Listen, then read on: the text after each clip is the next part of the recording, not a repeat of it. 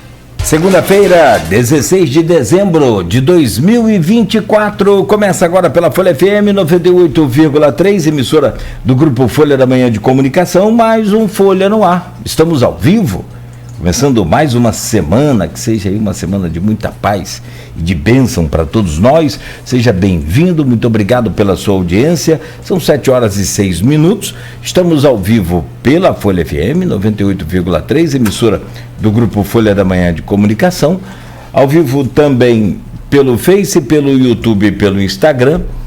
Você pode conferir este programa em podcast e pode mandar Alexa ouvir Folha FM, também nos aplicativos de rádio você pode ouvir, e logo mais tem reprise na Plena TV.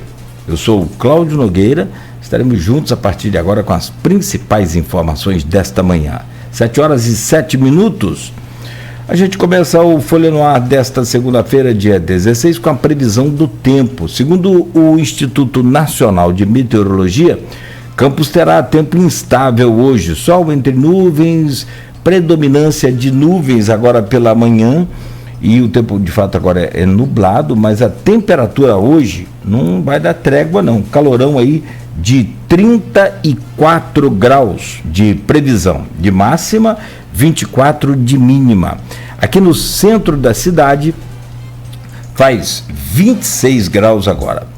No programa de hoje, nós vamos conversar daqui a pouco com a Luísa Loureiro Coutinho. Assim como eu, tenho certeza que você também vai ficar muito feliz com a presença dela aqui hoje. Ela é, no seu mini currículo, ela é mestra em Direito Civil pela UERJ, especialista em Processo Civil e Direito Administrativo, é graduada em Direito pela Uniflu, é professora universitária de Direito Civil, Direito Digital, é consumerista e biodireito. Ela atua no ISICENSA e também na Uniflu. A Luísa está lançando o seu livro, olha que espetáculo para a gente falar, não tem assunto mais atual do que esse que está aqui. E vale assim para toda a audiência nossa, para quem está empreendendo até quem está desempregado, vale para todo mundo, é conhecimento. Riscos em sistemas de inteligência artificial. Sem dúvida, meio que, vou determinar assim, meio que um manual para a gente entender um pouco sobre esse novo sistema. Assim, o mundo passou por grandes transformações, na minha opinião, e duas delas foram o fogo e a energia elétrica, cada uma no seu tempo. O fogo determinou a população, né? O crescimento da população mundial. A energia elétrica aperfeiçoou tudo que a gente tem até aqui. E a terceira grande transformação do mundo, na minha opinião, é a inteligência artificial. A inteligência artificial vai ser tão, assim, moldadora de novos dias, de novos tempos, que é muito comum você ver, e não é meme, isso é real, tem até um meme que toca muito, mas que roda muito, mas é que é real, gente estudando hoje para profissão que não existe ainda, mas que vai existir quando? Daqui a um ano. Porque dos grandes desafios da humanidade agora e também na minha opinião, é conseguir assimilar o tempo da inteligência artificial. Se com a energia elétrica, com o fogo, as coisas mudaram muito, ficaram mais rápidas, a globalização acelerou tudo, a inteligência artificial vai superdimensionar essa aceleração. Acho que um dos maiores problemas é esse. A mudança, a transformação das coisas, ela é tão rápida, já é, e vai ser tão mais rápida do que a gente possa imaginar e pior do que a gente pode tentar conseguir acompanhar. Então, acho que a grande pegada da inteligência artificial é você conhecer, e aí está aqui o livro para você entender os riscos em sistemas de inteligência artificial, mas para nós aqui, seres humanos, que já estamos virando bem que do tempo da caverna, com essa geração Y e Z que está aí, que aliás eles acham que nós somos, né, da caverna, e que não está muito longe também esse pensamento deles não, mas eu acho que o grande desafio nosso é pegar o time. Se você pegar o time da inteligência artificial, você vai bem, porque senão ela atropela a gente e você fica para trás, fica por fora, fica para fora de todo o sistema realmente. Bom, são 7h11. Luísa, já vamos trazer o seu bom dia. Quero muito agradecer a sua presença. Acho, assim, desse também programa para a gente guardar aqui, arquivar, e a hora que precisar de uma dúvida ir lá buscar, porque você vai trazer muita clareza para a gente com o seu conhecimento. Além do livro, o que nós precisamos saber também sobre uma outra lei muito importante, muitíssimo importante, LGPD, a Lei Geral de Proteção de Dados. Semana passada, como a gente estava conversando aqui internamente, existe hoje um projeto sendo votado de lei, né, que é o marco da inteligência artificial no Brasil, e assim, a Luísa observou bem que ele é de 2023, mas ele está com um texto completamente novo, ou boa parte dele renovado. Isso fez com que vários artistas, inclusive, estivessem lá em Brasília. A Paula Lavigne, não é isso? A esposa do Caetano, que lidera esse grupo, teve lá vários cantores, justamente para defender os seus direitos autorais, os seus direitos de autor de música, que o negócio está sem freio. E a gente vai saber também da Luísa. Eu quero saber sobre a farmácia. Por que eu tenho que comprar na farmácia e dar o meu CPF? Para onde? Cláudio, mas você ganhou um desconto. Que desconto? Aquele desconto é mentiroso. O preço do remédio já é o preço com desconto, do tipo R$50. Se você não der o CPF, é 80. 80 não existe. Entende o que eu estou falando? Então, assim, por que você tem que dar o CPF na farmácia para ganhar um desconto virtual mentiroso? Já até comentei isso aqui com o pessoal do PROCON, mas isso não passa por Campos só, isso é pelo Brasil inteiro. E até que ponto a internet é terra de ninguém? Posso comentar, posso falar, posso fazer o que quiser? Vamos saber da Luísa sobre tudo isso e muito mais. Tem muita coisa. Eu falei com ela sobre o ar-condicionado, ela falou, isso aí é direito, eu até esqueci, direito de tempo de uso, como é que é? Teoria da obsolescência programada. Teoria da obsolescência programada, ou seja, os aparelhos novos já vêm com tempo de uso determinado. Você pode fazer o que você quiser, ele vai durar só X tempo. Um negócio impressionante. Daqui a pouco a gente conversa com a Luísa. Vou adiantar aqui porque essa pauta hoje está muito boa, muito interessante para a gente pegar. E se você tiver alguma dúvida, quiser deixar aí no Facebook, no YouTube também, no chat lá do YouTube, pode mandar para a gente. O programa é oferecido, ou também do Instagram, pode mandar lá. O programa é oferecido por Coagro, a Cooperativa dos Produtores de Cana de Campos Proteus, serviços de saúde e medicina ocupacional com a qualidade certificada ISO 9001-2015. Unimed Campos, cuidar de você. Esse é o plano. Laboratório Plínio Bacelar e vacina Plínio Bacelar, cuidando bem sempre de tudo que te faz bem. Com o aplicativo do Laboratório Plínio Bacelar, ficou fácil para você saber aí resultados de exames, para saber horário de atendimento, enfim, para marcar atendimento. Acesse aí a sua lojinha de app, baixe o aplicativo e já comece a usar Laboratório Plínio Bacelar. Rede Mariana de Postos, qualidade e compromisso com você. Só em Campos são mais de 11 postos e tem postos espalhados aqui por toda a região para garantir aí a sua viagem com qualidade. E Radmed Diagnósticos por Imagem, sempre à frente. No Jornal Folha da Manhã, em destaque, as notícias do impresso desse fim de semana. Está na capa. Centro de Campos no clima de Natal, é destaque aqui na página 3 do jornal Folha da Manhã, do Folha 2, do caderno Folha 2. Ainda, empresários e advogados são presos por tortura e coação. É capa do jornal. Um dos alvos da operação é Rogério Lopes, acusado de matar o empresário Renato Maciel em 2023. Caso Eliana, Justiça realiza primeira audiência. Aquele caso em que a mãe foi morta pelo filho. A instrução de julgamento, 14 testemunhas foram ouvidas durante a audiência na última quinta-feira.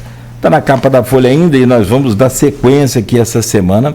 A situação do Paraíba é debatida em audiência. Impactos ambientais e hídricos. Vem aí a série Salve o Paraíba. A discussão passa pelo Ministério Público, que reuniu autoridades ambientais e políticas do município de Campos e da região. E nós vamos começar aqui no Folha no Ar, essa série, com essa tentativa de fazer realmente o máximo de barulho e divulgação no sentido de orientar a população e as autoridades, cobrá-las, né, do seu dever, do seu compromisso de salvar o Rio Paraíba do Sul. Tem uma nova transposição já sendo preparada, ou seja, é um novo desvio de água. A foz do Rio Paraíba já não é mais, para muita gente, especialista, não é mais aqui em Atafona, é lá no Rio. É lá na Baía de Septiba. Vladimir, em Brasília, por Ceasa, Saúde e Turismo. Está na capa da Folha ainda. Subjackson aguarda conversa com Vladimir para definir se vai ser vereador ou secretário. Ele esteve aqui na sexta-feira. Última sessão do ano marcada por confusão na Câmara. Campista no palco principal da CCXP. Caverna do Dragão, Diego Ventapani. Está aqui na capa de hoje do jornal. E ainda no portal folha1.com.br, a notícia extremamente triste. Morre em Campos a empresária Alcineia Lima. Sob forte comoção de amigos e familiares, o corpo de Alcineia foi sepultado neste domingo no cemitério do Caju. O velório aconteceu na Capela São Pedro. Aos familiares todos, nossas condolências, né, nossos sentimentos, nossos votos aí de força neste momento. E a Alcineia Lima, nossa gratidão, nosso carinho, nosso muito obrigado por tudo. Valeu muito. A Alcineia foi sensacional, uma daquelas mulheres espetaculares que Campos sempre tem, né, e tem como tradição ter aqui a força da mulher na vanguarda, né, da sua história. E a Alcineia Lima foi uma dessas também, guerreira, lutadora, empresária de visão e de muita persistência. Então, eu repito a Alcineia, o nosso muito obrigado. Homem é morto a tiros na região de Guarulhos, em Campos. Prisão de Braga Neto é mantida após audiência de custódia. Mulher é encontrada morta em casa no centro de Campos. Ainda, a maior parte das praias da região está com banho liberado. Mega Sena acumula. Próximo prêmio, 16 milhões. Daqui a pouco vem a Mega da Virada, né? Em Brasília, Vladimir tem reuniões na agricultura, turismo e saúde. Porto do Açu celebra 10 anos e ainda Tissú Mizuno e Natália Viana conquistam títulos no Brasileiro de Karatê. São essas as manchetes que estão lá no portal folha1.com.br de hoje. 7h20, direto para conversar com a autora desse livro, Luísa Loureiro Coutinho, que eu mostro aí para você que está acompanhando a gente nas imagens, e para quem está no rádio, o livro Riscos em Sistemas de Inteligência Artificial. Luísa, já te agradecendo muito pela sua presença, pelo livro que é um presente para a gente. Vou guardá-lo aqui na rádio, vai para minha coleção, se você me permite. Eu vou deixá-lo aqui na rádio para a gente consultar toda hora, porque tem muito conteúdo aqui sobre esse tema tão pertinente, tão atual, tão interessante que é a inteligência artificial. Bom dia, bem-vindo, um prazer recebê-la. Obrigado pelo sacrifício de estar aqui, toda a logística de deixar a Pietrazinha lá novinha, né? Não deixou com a Ágata, que a Ágata também está muito novinha. Então, eu te agradeço muito pela boa vontade de estar aqui com a gente nesta manhã. Bom dia, obrigado. Nogueira, queria agradecer o convite para participar.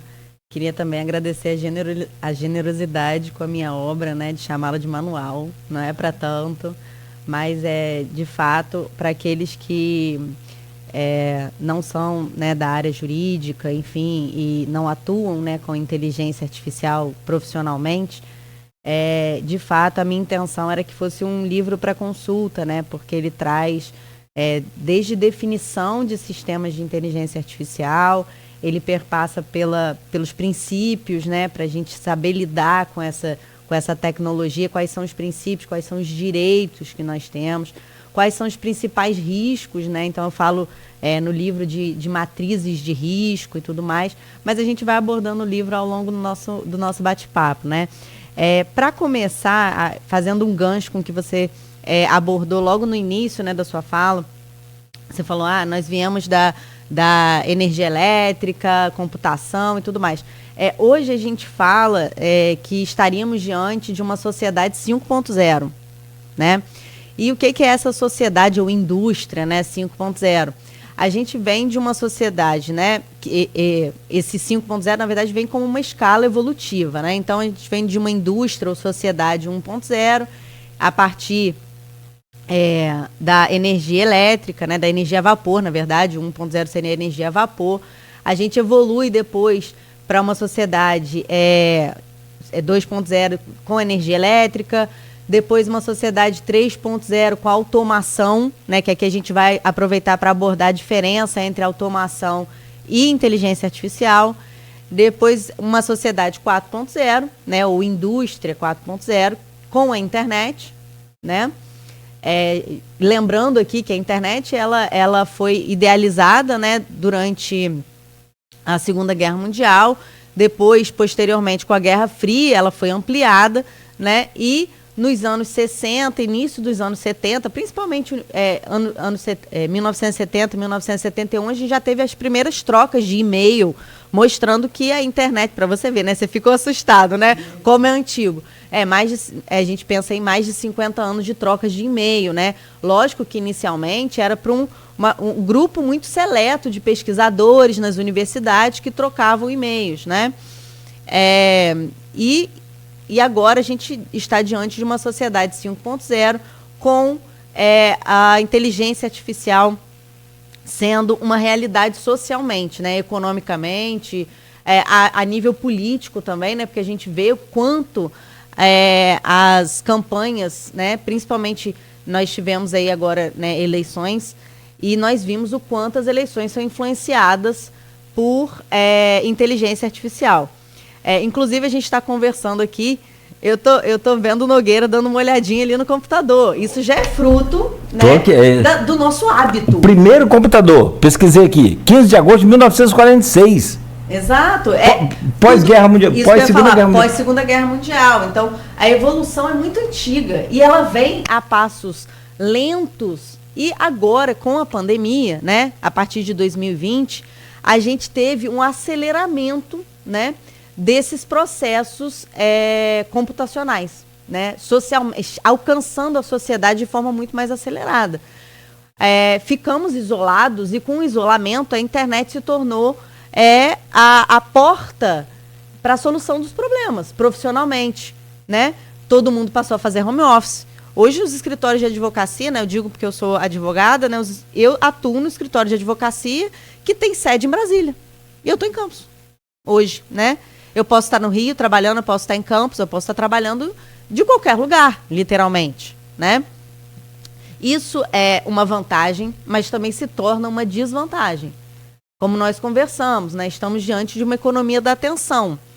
A nossa atenção, ela não é mais concentrada, né? Não é mais disciplinada, é uma atenção pulverizada. A gente está no computador, mas ao mesmo tempo a gente está com o celular na mão, ao mesmo tempo a TV está ligada, né? E a gente está achando que está se concentrando em tudo, mas na verdade não está concentrado em nada. E a inteligência artificial só vai piorar isso. Enquanto a gente está... Vou parar nessa inteligência, vai piorar isso, calma aí.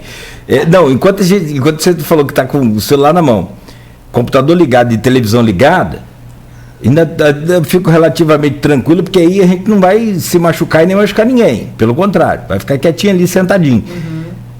Agora, o pior é que a gente está ao volante, com o celular ligado, com o GPS ligado, com tudo. E agora o nível agora tem monitor, né? Às vezes tem carro. Veículos com monitor. Então, com o GPS. E assim, tem um avanço também, porque a gente já não... Ninguém liga mais de telefone para ninguém. A maioria já não liga mais de telefone. Você liga de WhatsApp, porque tá ali o número. Ou às vezes nem liga, né? Nem liga. Eu me assusto quando recebo ligação, porque eu já acho que é tragédia. E o pior é que você não sabe. A gente tem nossos compromissos. Você falou que tem um escritório em Brasília. A gente tem... não, né? Eu sou sócia de um escritório em Sim. Brasília. É igual o pai, é humilde, quietinho, se escondendo o dinheiro. Pode ficar tranquilo. Outro dia eu recebo a ligação, 061. Eu falei, isso é golpe. 61 é Brasília, né? A gente já sabe de cabeça. Tá, Brasília. Falei, isso é golpe. Falei, ainda não, é do Ministério das Comunicações. Corri e atendi. E, de fato, era do Ministério das Comunicações.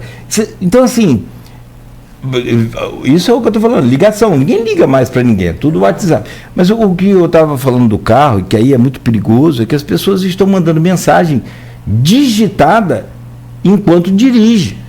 Digitada ainda pior, porque você tem que estar, né? Além da sua atenção voltada para o aparelho, você tem que estar com a sua audição também, né? Visual e, né, o aspecto visual e o aspecto auditivo voltados para o celular. Mas mandar áudio também, né, é péssimo, porque você não está com a atenção plena ao volante.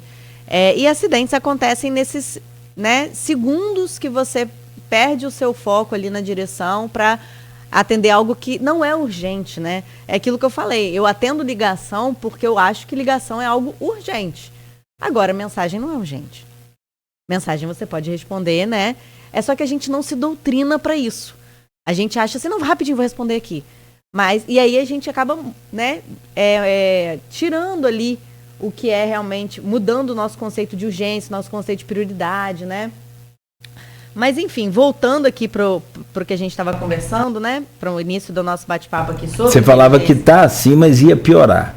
Então, falei que com a inteligência artificial a tendência é piorar, né? Essa economia da atenção se tornar cada vez mais intensa e a nossa atenção cada vez mais granulada, né? A inteligência artificial, ela veio para ficar, não existe, acredito eu, né? Aqui na minha humilde opinião, eu realmente acho que não existem pedidos de moratória, que a gente tem visto muito, o Elon Musk, por exemplo, né, vindo à mídia, ano passado ele fez isso diversas vezes, vindo à mídia, pedindo para não aprovarem as legislações, né, a regulação de inteligência artificial. Isso é o que a gente chama de pedido de moratória. Vamos suspender, né, as atividades de desenvolvimento de inteligência artificial, porque não estamos preparados para isso ainda. Precisamos discutir mais sobre regulação antes de nos aprofundarmos no desenvolvimento e implementação dessas novas tecnologias. Isso é irreal, né? Esses pedidos são irreais. Na verdade, é parte da competição do mercado, né, dessa indústria tecnológica, de dizer, olha, vamos parar todos, né, de desenvolver tecnologia, e a gente faz isso embaixo dos panos, né? Porque, de fato, nenhuma empresa desenvolvedora de tecnologia vai parar de desenvolver, vai parar de buscar novos mecanismos, né, para a solução de problemas, para até cura de doenças, né? A gente pode também ir por esse caminho. A gente tem muito do que a gente chama de biotecnologia, né? Que é a tecnologia voltada para as áreas biomédicas, áreas médicas, enfim.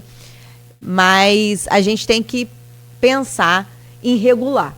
Não adianta mais a gente acreditar em pedidos de moratória, ou seja, pedidos de suspensão do desenvolvimento de tecnologia, principalmente tecnologia de inteligência artificial, porque é irreal, né? As empresas não vão parar, até porque o lucro é absurdo com esse tipo de tecnologia, e não só o lucro, mas a influência que essas empresas têm socialmente, né?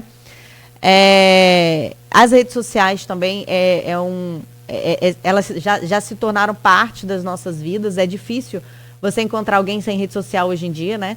Você até se assusta quando a pessoa fala assim, não, mas eu não tenho nenhum perfil em rede social. Você já acha, nossa, então você socialmente está marginalizado, né? As pessoas utilizam as redes sociais até para divulgar seus trabalhos, e aí também a gente perpassa pelos códigos de ética, né? Até onde eu posso divulgar o meu trabalho usando rede social, enfim. E se a gente for pensar que inteligência artificial não é algo novo, como a gente estava conversando aqui sobre a sociedade 5.0, né? Que veio de uma sociedade 1.0, lá da energia a vapor, evoluindo até o momento atual. Se a gente pensar também em termos de inteligência artificial, não estamos diante de uma terminologia nova. Lógico que estamos diante de novas tecnologias sendo implementadas, sendo utilizadas pela sociedade em geral, alcançando um número imenso de pessoas, mundialmente. Mas não estamos diante de uma terminologia nova e nem de uma tecnologia que foi desenvolvida nos últimos 5, 10 anos, como pode parecer para a maioria das pessoas. A gente conversou aqui antes de entrarmos no ar, né, Nogueira, que o termo inteligência artificial, ele foi cunhado, né, por um cientista da computação norte-americano, John McCarthy, durante uma conferência de verão nos Estados Unidos, da Dartmouth College, né, uma universidade norte-americana. E lá ele veio com essa terminologia inteligência artificial, mas não é o primeiro a tratar do tema, né? A gente fala muito em Alan Turing. Não sei se você já ouviu falar no teste de Turing, enfim. Já, então, a gente pode comentar sobre isso também. O Alan Turing, né, é um matemático, cientista, né, talvez o primeiro cientista de dados, né, do qual se tem conhecimento. Ele abordou, não com essa terminologia inteligência artificial, mas ele abordou o tema em um artigo escrito em 1946. Né, ele fala inteligência computacional, ele não fala inteligência artificial propriamente, mas ele está tratando do conteúdo inteligência artificial lá em 1946. Então, de fato, ele depois aborda novamente o tema em 1950. Então, de fato, não é um assunto novo, é um assunto novo para a maioria, né, da população mundial. Mas para aqueles que desenvolvem tecnologia, para aqueles que já estão, né, diante da computação como algo irrefreável, né, já é uma tecnologia que faz parte da sua realidade. E em termos legislativos, só para a gente dar um panorama, né, e aí a gente pode partir para um bate-papo, mas para a gente dar um panorama aqui, a gente está dando um panorama social, né, um panorama de desenvolvimento dessa tecnologia, quando a gente fala na sociedade 5.0, quando a gente fala nesses especialistas, né, no John McCarthy, no Alan Turing.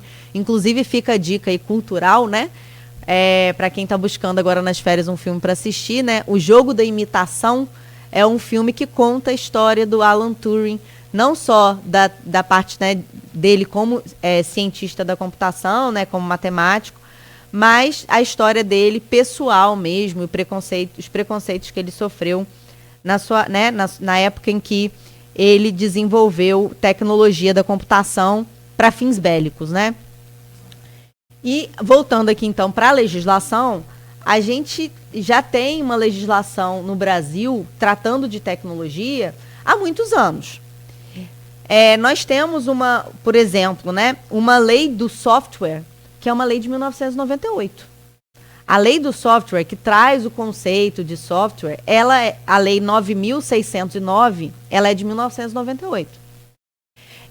O conceito de software é distinto do conceito de inteligência artificial. O conceito de software, ele pode ser usado tanto para falarmos de automação, que é aquela tecnologia voltada a tarefas específicas, então uma tecnologia mais limitada, né? E a gente pode falar de software usado para inteligência artificial. O software está muito mais ligado ao código, né? Ao código de computação, ao chamado código-fonte, né? Ele está muito mais ligado à tecnologia desenvolvida por trás da aplicação, tanto a aplicação de automação, né? O aparelho, né, de automação, quanto a tecnologia, a aplicação de inteligência artificial. Então, estamos aí falando de uma legislação de 98, a lei do software, que traz lá no seu artigo 1º o conceito de software, que não se confunde, então, com inteligência artificial. Porque senão ia acabar com a nossa discussão aqui. Eu ia falar, não, desde 98 a gente já tem um conceito, é isso. Então, para que a gente vai ter um marco regulatório de inteligência artificial, né? Que, inclusive, eu vou trazer aqui a redação do conceito, né? No artigo 4º desse projeto de lei, ele traz um conceito de inteligência artificial, de sistemas de inteligência artificial, que é distinto do conceito lá do artigo 1º da lei do software, a lei 9.609 de 98. Posteriormente, a gente tem a lei do fax, e aqui falando, né, brevemente, a gente tem uma lei do fax, a lei 9.800 de 99. Andando um pouquinho, né, acelerando um pouquinho mais, a gente tem em 2011 uma lei de acesso à informação, que fala também de tecnologia, a lei 12.527, que é de 2011. Antes mesmo dessa lei de 2011, se a gente falar em termos de Poder Judiciário brasileiro, a gente tem a lei do processo eletrônico. A lei do processo eletrônico, ela é de 2006, a lei 11.419 de 2006. Embora a gente tenha, principalmente a Justiça Estadual, a gente tenha levado quase 10 anos para implementar o processo eletrônico. Não, me perdoe. Não, só para acrescentar um dado aí que você pode falar também melhor do que eu, mas como a gente ouviu aqui os candidatos que concorriam à presidência da OAB, em que a Mariana ganhou, uma coisa que a gente falava aqui era a necessidade da unificação desses processos, porque tem, não vou me lembrar agora exato quais os caminhos, mas os processos municipais aqui da primeira instância, da terceira instância, né? Não, da primeira. Tem um canal, o do Estado tem 2 canais, dependendo da situação. A gente tem justiças, né? A gente tem Justiça do Trabalho, Justiça Federal, a Justiça Eleitoral, a Justiça Estadual, e para cada uma delas a gente tem... E a federal. Sim, a federal, como Então, para cada uma delas, a Justiça Estadual, por exemplo, a do Rio usa um programa, a do Distrito Federal usa outra, a de Santa Catarina usa outra. É o outro programa. Então, é difícil. Exatamente. E alguns desses processos estão nesses canais, tanto da Justiça do Estado, mas no próprio Estado tem outra parte também que está em outro canal. Então, por exemplo, tem um escritório em Campos que ele tem mais de 3.000 processos. E aí é no Brasil.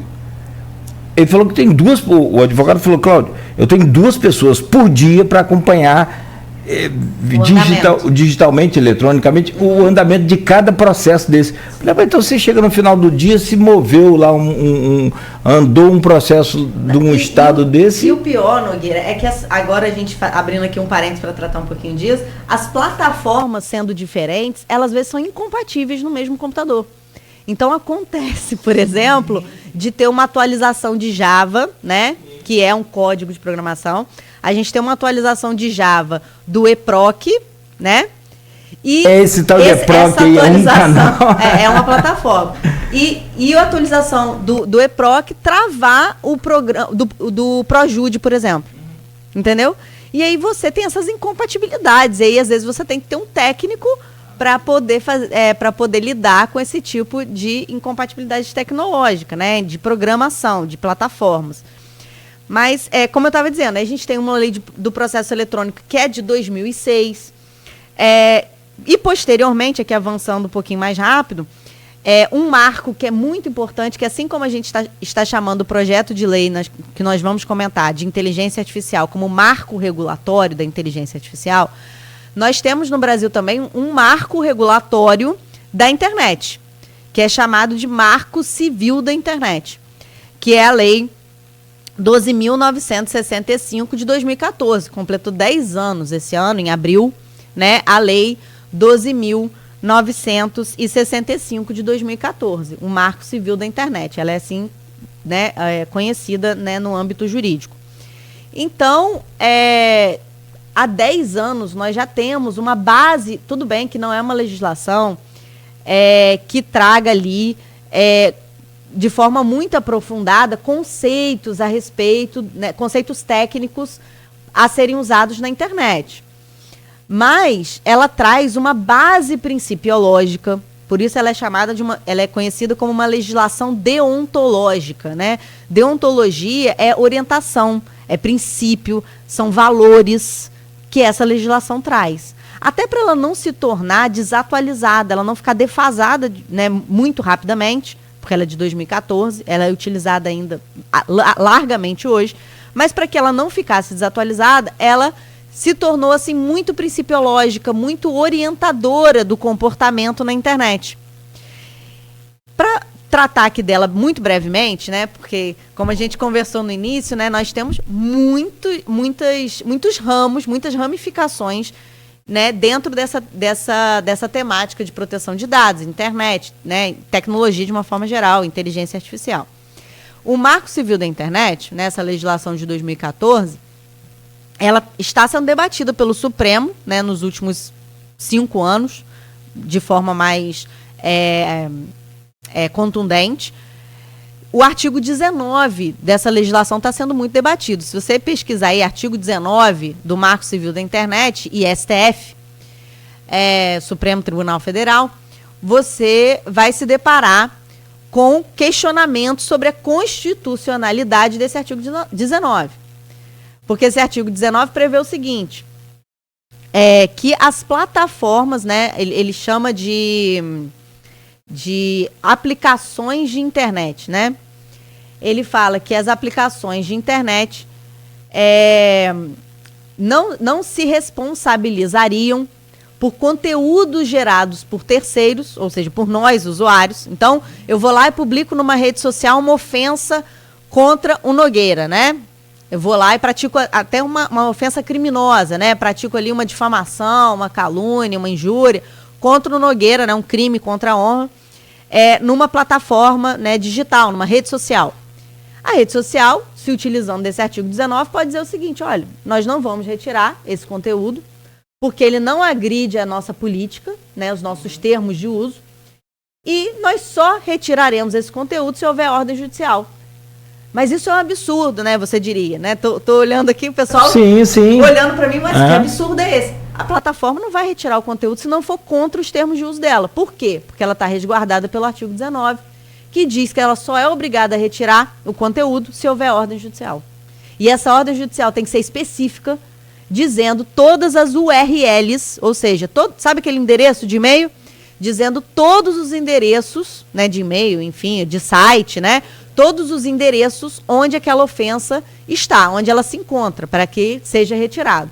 Só que a gente sabe que hoje em dia você ofende alguém, Twitter, então, né, o antigo Twitter, né, o X, e aquela notícia se espalha, você não tem mais controle. E às vezes em questão de segundos... Como que vai controlar isso em WhatsApp? E como que um advogado, diga você, a mim, como que um advogado vai não conseguir uma petição inicial? Não tem Porque para chegar no juiz a gente tem que movimentar, né, o judiciário. Então, vai uma petição inicial com todas as URLs, ou seja, com todos os endereços de site onde aquela ofensa foi, onde ela foi, né, difundida inicialmente, onde ela foi compartilhada.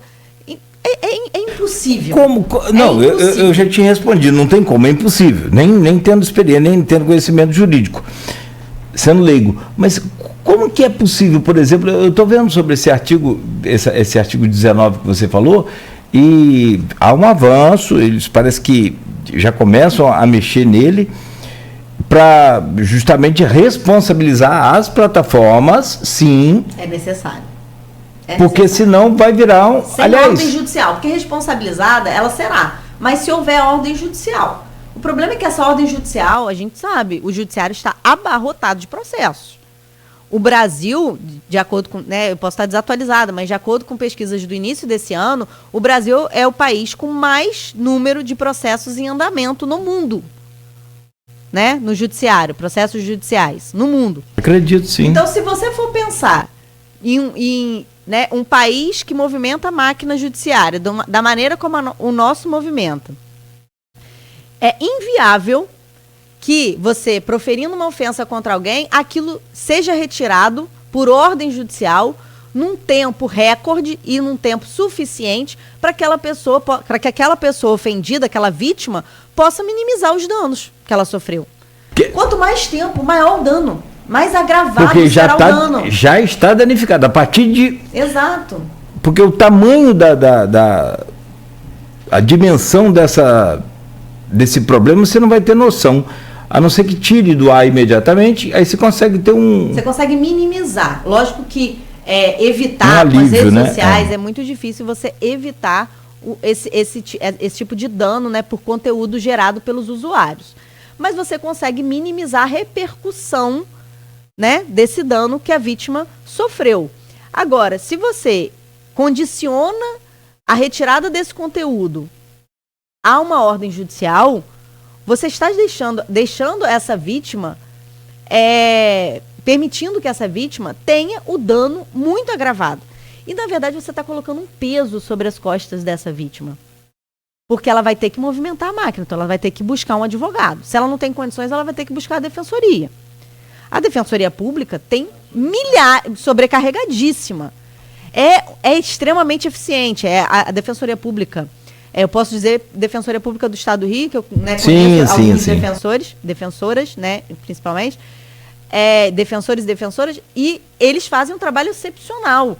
Mas é uma quantidade absurda de processos.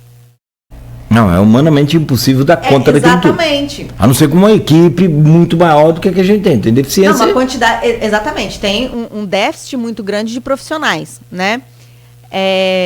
Enfim, e se a gente for pensar que o agravamento do dano ocorre muito, né? A extensão do dano, agravamento e a extensão do dano são agravados com o tempo, porque vai permitir que mais pessoas tenham acesso àquele conteúdo fraudulento, mais pessoas compartilhem. E é difícil. Se eu compartilho com você, Nogueira, e você faz um download para a sua máquina, você retirou da internet, da rede mundial de computadores e salvou na sua máquina. Daqui a um mês, o juiz já mandou retirar tudo, não foi? Você, advogado, fez o seu trabalho excepcional, citou lá, arrolou todas as URLs, arrolou todos os sites onde aquele conteúdo estava. Só que o Nogueira salvou no computador dele. O juiz não tem como ter acesso ao computador do Nogueira. Porque ele o que é salvo no seu computador está salvo num hardware, né? Então, você retirou da rede mundial de computadores e salvou. Daqui a um mês, o Nogueira volta numa conversa com os amigos a falar naquele assunto. Ele fala, vou postar de novo. As pessoas precisam saber.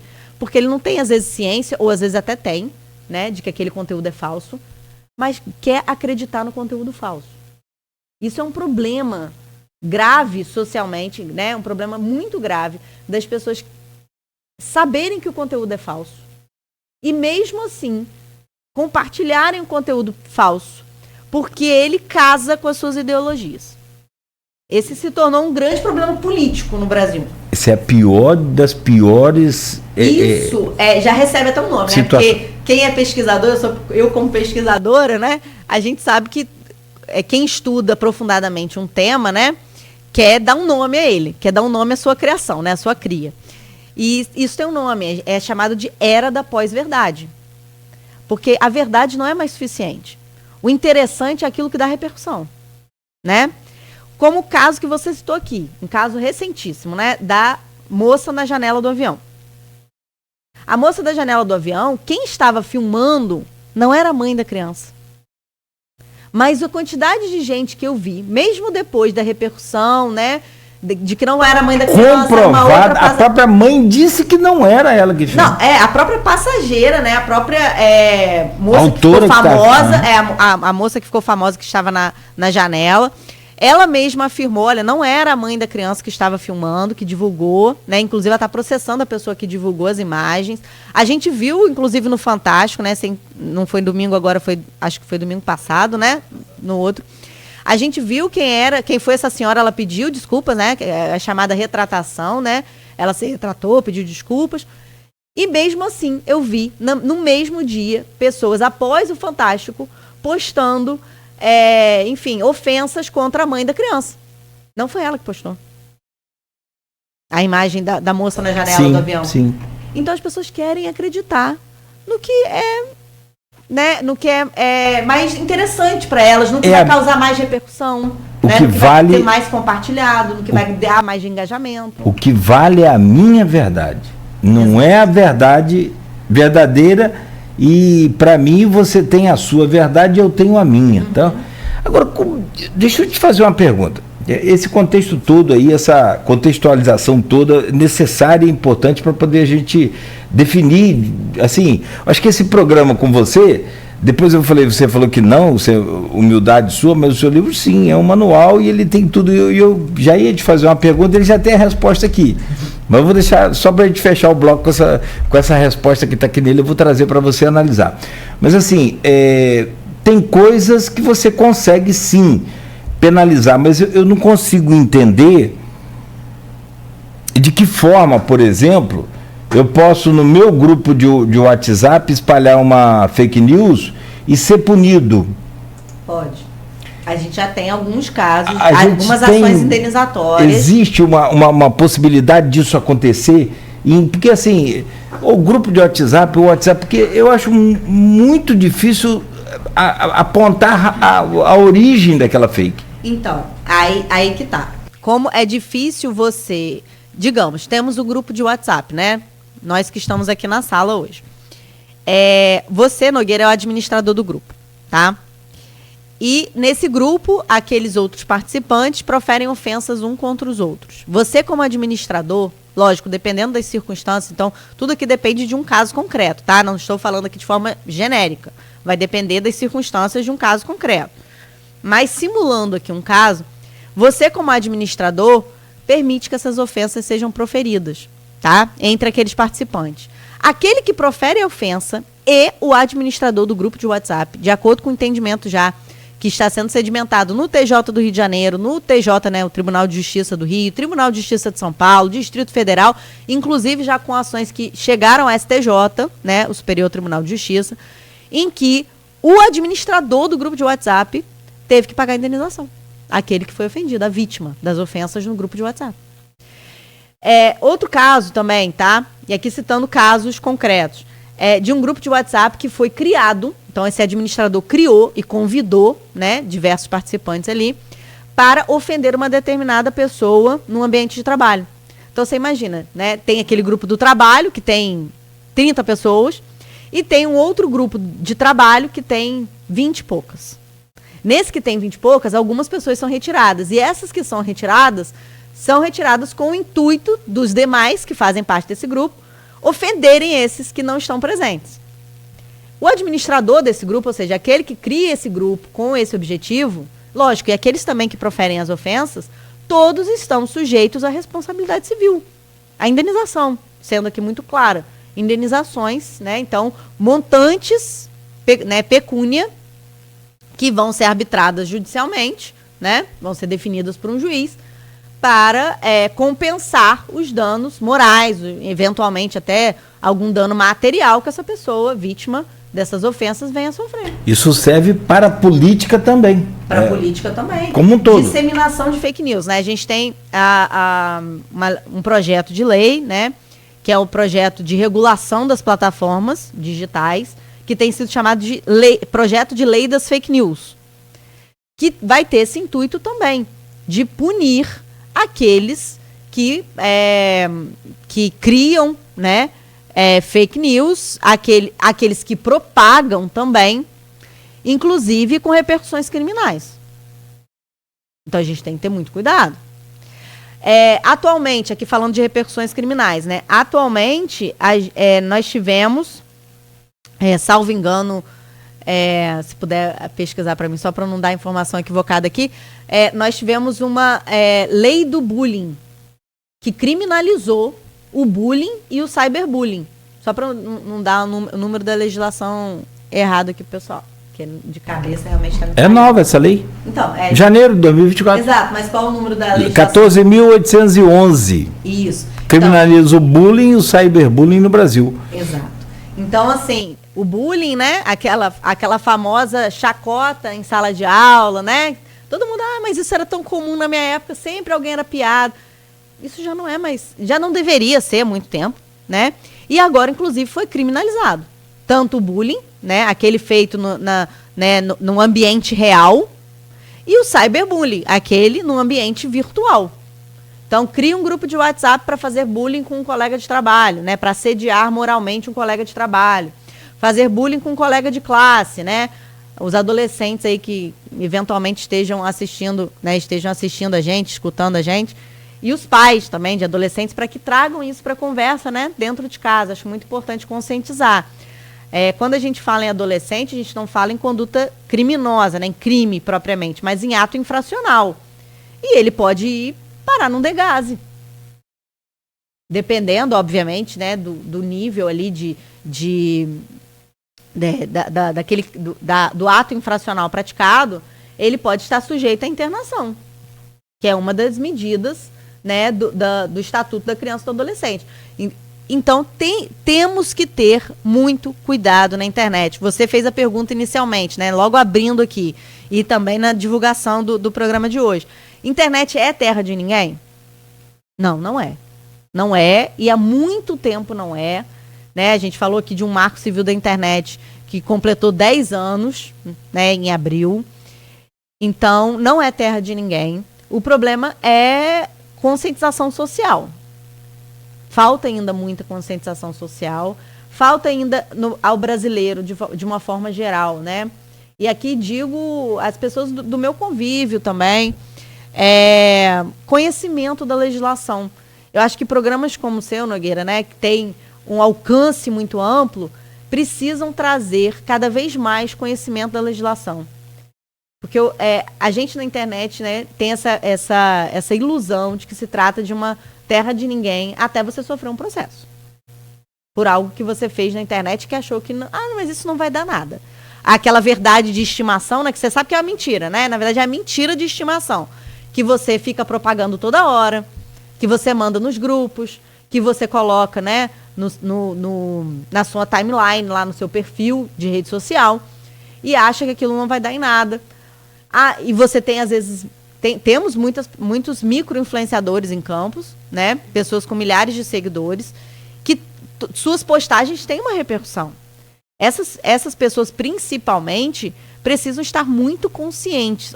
Mas eu tenho direito à liberdade de expressão, eu tenho direito à opinião política. Óbvio, você tem sim, como qualquer outro cidadão, direito à liberdade de expressão. Mas a sua liberdade de expressão, ela está limitada aos direitos alheios, pelos direitos alheios. Então, a partir do momento em que a minha liberdade de expressão ofende alguém, a partir do momento em que a minha liberdade de expressão propaga notícias mentirosas, mas eu não tinha intenção de influenciar ninguém. A gente não está na mente, né, daquele que né, propaga as notícias falsas, notícias fraudulentas, para saber qual foi a intenção. Mas, independente da intenção, sabendo que você pode influenciar alguém, ainda que seja uma única pessoa, né? Você tem que ter responsabilidade. Vamos voltar nesse assunto lá no último bloco, você me permite? Com certeza. Tem o caso da Deolane, desses joguinhos aí, Tigrinho, queria falar sobre isso. Mas vamos lá. Tem pelo menos uma pergunta para você agora, e eu quero voltar ainda com a inteligência artificial, porque a gente precisa fazer um intervalo. Mas só uma pergunta agora para você. Está aqui um trecho do livro. Já são 8 horas. Posso deixar esse claro. Para o segundo bloco? Não é suspense para a audiência, não. Quem sou eu? Não. É sobre a questão do cumprimento das obrigações e a relação com a efetividade da inteligência artificial. Vou explicar melhor no próximo bloco. Vou usar um trecho aqui do livro, está na página 23 desse livro que está aqui. Já até marquei aqui para não perder. Acho que está aí legal aí. Tá. Riscos em sistemas de inteligência artificial, da autora que está aqui com a gente, a Luísa Loureiro Coutinho. Tem já para vender? Sim, está nas plataformas. Nas plataformas todas? De comércio eletrônico, né? Enfim, não vou citar aqui, né, para a gente fazer publicidade, né? Pode ter problema, enfim, não deve. Tá, é da editora Juspodium. Juspodium. É um livro publicado, né, pela editora Juspodium, está na plataforma da editora Juspodium, mas também está em outras plataformas de comércio eletrônico, enfim, na Americanas, na Amazon, está disponível em outras plataformas também. Pesquisando aí no Google pelo, né, nome do livro, talvez até pelo nome da autora já apareça. Pelos algoritmos, a gente pode falar também sobre rápido. Pelos algoritmos do Google, eles acham rapidamente pelo nome da autora. Porque tá tudo no Google. Você tem um e-mail no Google. Então, a partir de quando você está, por exemplo, eu estou aqui, agora eu estou usando aqui um login da Folha, nessa página onde eu estou aqui nesse computador, no Google. Tudo que eu pesquisar aqui, agora, o que eu estou pesquisando aqui, pesquisei sobre vários assuntos, e se isso no Google. Se eu entrar nas redes sociais da Folha, aparecem as propagandas de tudo isso que está aqui, lá. Está tudo relacionado ao Google. Os caras são muito gigantes. Sim. Nossa. A gente tem... A gente vai fazer um intervalo? Vamos. Então vamos fazer. Daqui a pouco você fala mais com a gente. Esse assunto, gente, é programar para estilo série de Netflix. Primeira temporada com 50 episódios. Tem comentários aqui no Face, deixa eu conferir aqui também. A gente volta. Pergunta a doutora, como saber se aquelas mensagens que a gente transmite no Zap é fake news ou não? Sou dentista que tem muito cuidado no Zap, desde já agradeço. Marcos, já a gente comenta sobre isso aí com você. Tem vários canais para descobrir. A gente pode citar alguns aí para orientar a população. Boa, sempre muito bom isso.